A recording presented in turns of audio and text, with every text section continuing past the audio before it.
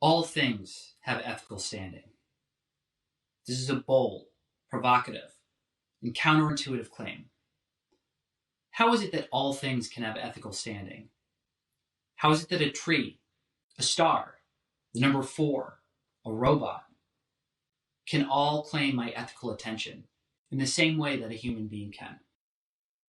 What would this look like in practice? These are some of the questions that the philosopher Sylvia Benso takes up in The Face of Things, and which arise for us in dramatic fashion in the Spark Hunter file. These talks will bring these two works into conversation in an effort to explore what it might mean to affirm the proposition that all things have ethical standing. I'm Chris DiBona, scholar of philosophy, and I'll be your guide over the next 4 lectures as we explore these questions together. We'll begin with Benso and Benso's ethics of things. Now, to do this, we need to get a sense of what Benso means when she uses the term ethics. In the history of Western philosophy, stretching back over 2,500 years to the ancient Greeks, there have been a lot of different thoughts about ethics, the nature of right and wrong, as you might expect. There have been deontological theories, like those proposed by Immanuel Kant, that argue that ethics is primarily about doing one's duty, about doing what is right, regardless of the outcomes involved. There have been consequentialist theories that argue that ethics is about making moral decisions that maximize good outcomes. There have been theories of virtue that argue that ethics is really about developing good character that will guide you in how to act in the right way at the right time in the various situations that we're confronted with. Now, Benso is familiar with all of these approaches to ethics, but she takes a very different point of departure. For her, ethics is first and foremost about relating to what philosophers often call alterity, or otherness. Getting to the bottom of Benso's ethics will therefore require understanding what this term alterity, or otherness, means. And I'll use those terms alterity and otherness somewhat interchangeably over the course of the talk. In the broadest sense, alterity names that which is other to our ingrained patterns of thinking, acting, and judging, that which is other to our own established sense of self, that which is other to the concepts and categories that we use to make sense of the world. Alterity names that which cannot be made sense of in light of our existing frames of reference, our existing senses of ourselves. To encounter the alterity of the thing is to encounter the thing as it presents itself to us, rather than as we represent it to ourselves with our concepts and categories. We begin to get a sense for what it might mean to encounter the alterity of things in the Spark Hunter file. The scene in which our hero enters the home of Dorothea, the amateur archaeologist, is especially telling. And she whisks us down long, lush hallways into a study where bundles of old papers, pieces of armour, swords, dirks, helmets clamour in every space. Do you see the walls? Covered with grim old tapestries, wood, panel, and wainscoted with black oak. And the tables overflowing with a profusion of parchments, books, and nondescript trinkets. Do you see them? Roman, ancient British pottery. And a mastodon's bone.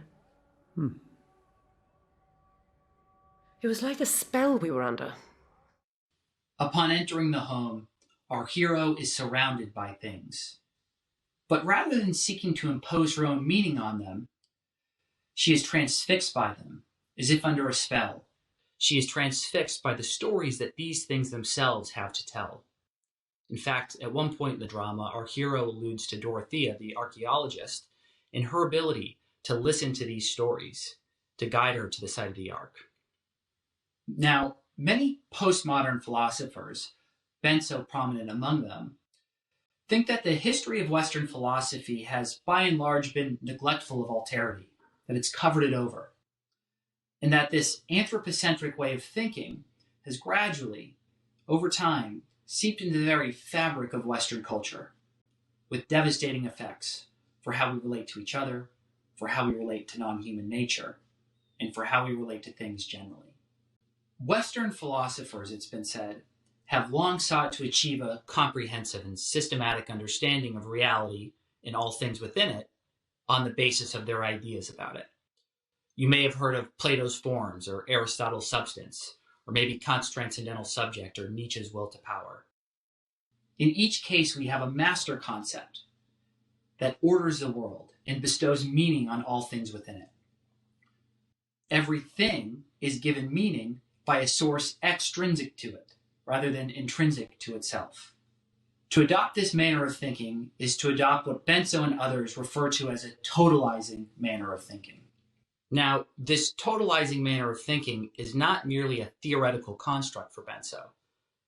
They think it has significant practical ramifications for how we relate to each other, to non-human nature, and to things. For if I think that my preconceived ideas correspond to the fundamental reality of things and of people, then I might be tempted to force-fit them into my preconceived notions about them. It's reality according to me.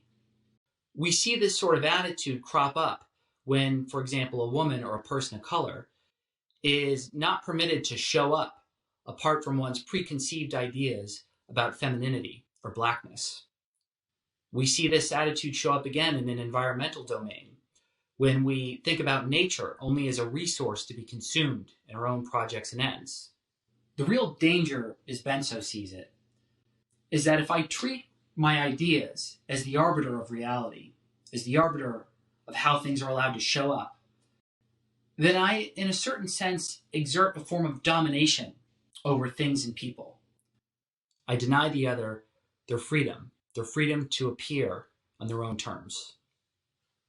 Throughout the Spark Hunter file, our hero regularly alludes to the complex seductiveness of this totalizing manner of thinking. Her description of the towering sculpture by the artist Constantine embodies this. A mighty dark green fist, 40 feet high. Its knuckles tight. Can you see? Yes, I remember. I remember seeing pictures of the sculpture. The splinters around it, so it looks like it's rising from the deck of the ship, yearning to punch a hole through the sky.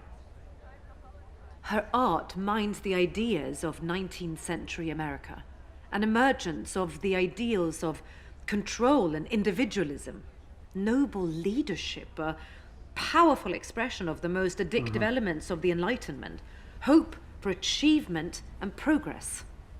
It is a call for domination. The image of the mighty clenched fist punching the sky embodies the Western drive for mastery, for knowledge, for rendering the unknown known, for gaining a certain cognitive control over the object of study. Now, Benso thinks that through this cognitive form of control, one comes to possess a certain physical form of control over one's object of study. For with my knowledge of the object, I'm now able to instrumentalize it, to manipulate it, to use it for my own purposes and ends. I can anticipate its tendencies and its habits, and better fit those within my own projects and goals. In fact, many Enlightenment thinkers considered this capacity to instrumentalize, to use the objects of nature and society as the vehicle of scientific and social progress. The Enlightenment scientist and philosopher Francis Bacon expresses this memorably when he writes, "Knowledge and human power meet in one. For where the cause is not known, the effect cannot be produced." Bacon's aim was to make science useful to humanity, to help it improve humanity's lot. And in order to do this, humanity had to master its object of study, in this case, nature. Because by mastering nature, we could better use it for our own ends. However, as Benso and our hero are keen to point out, to relate to things and bestow meaning on them, strictly on the basis of my ideas about them and my own purposes for them, is to perform a certain kind of violence onto the thing or person in question. A certain conceptual violence that has lurking within it the possibility of physical violence. No, I'm not a fucking laptop. I'm not a vacuum cleaner. Hanging my meaning on my usefulness is a violent act. It attacks me at my core. At this point in the story, our hero hasn't arrived at a comprehensive ethics of things. She doesn't yet recognize that the laptop and the vacuum cleaner harbor their own infinite sources of meaning, that these things have their own stories to tell. She insists that she is not like these mere objects of use. Our hero possesses her own autonomy. She's her own intrinsic source of meaning. She has her own story to tell, irreducible to any kind of uses she may be put. Eventually, however, our hero will come to recognize that all things have ethical standing. Does it not make sense that everything should demand standing? This is about the rights of a thing, about your human obligation to the thing. Can a thing be wronged? Not just robots, but all of the physical world. The rivers, oceans, mountains, plains, the green canopy of earth, stars, and the ideas and the collective histories of every thing. Benso's Ethics of Things expresses philosophically what arises for us in dramatic fashion in the Spark Hunter file. An encounter with things in which the thing in question can be approached with tenderness and compassion, yet strength and resolve. Considered together, Benso in the Spark Hunter file offer us a multifaceted lens for thinking through what it might mean to affirm the proposition that all things have ethical standing. But why bother with Benso's philosophy? Why bother wading into its difficulties and intricacies? Well, two reasons present themselves. On the one hand, Benso offers us a diagnosis of how our own culture, our own Western culture, has come to inhabit this totalizing manner of thinking and the sort of environmental and social problems that this totalizing manner of thinking has produced. On the other hand, Benso offers us a platform for thinking about a different way of relating to things. And that is what we'll explore in the following lectures.